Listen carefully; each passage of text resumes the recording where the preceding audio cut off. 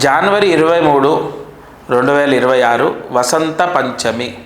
పూర్వభాద్ర నక్షత్రంలో శుక్రవారం వచ్చింది. చాలా విశేషం.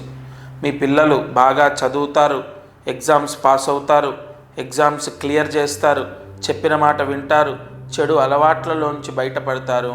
భగవత్ అనుగ్రహంతో వాళ్ళ మనసు మారుతుంది, బుద్ధి మారుతుంది. అయితే ఏ తల్లి కానీ ఏ తండ్రి కానీ ఈ వసంత పంచమి రోజు ఖచ్చితంగా సరస్వతీదేవి యొక్క అష్టోత్తరాన్ని పారాయణ చేయాలి.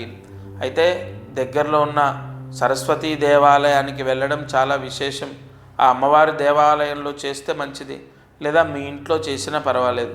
అయితే సరస్వతీదేవి అష్టోత్తరాన్ని చదివిన తర్వాత మీ పిల్లల పేరుతోని కాలభైరవ అష్టోత్తరం చదవాలి. ఇది ఖచ్చితంగా ముఖ్యమైనటువంటిది.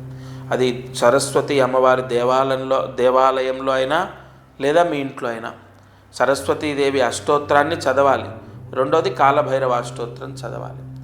ఈ రెండు అష్టోత్తరాలు ఈ వసంత పంచమి రోజు పారాయణ చేస్తే మీ పిల్లల్లో మార్పు ఖచ్చితంగా చూస్తారు. ప్రతిదానికి దానం చేయటం, ప్రతిదానికి హోమం చేయటం, లేదా ప్రతిదానికి దానం చేయటం, ఇది 100% ఖచ్చితంగా చేయాలి. ఇది కన్ఫామ్గా మనకు అవసరం అనేమి ఉండదు. ప్రతిదానికి తప్పకుండా కొన్ని మనస్ఫూర్తిగా భక్తితో అష్టోత్తరాలతో కూడా భగవంతుడిని మెప్పించవచ్చు.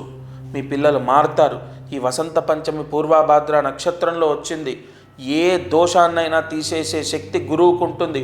ఆ గురుగ్రహ నక్షత్రంలో వచ్చింది. తప్పకుండా మీ పిల్లల కోసం చేసుకోండి.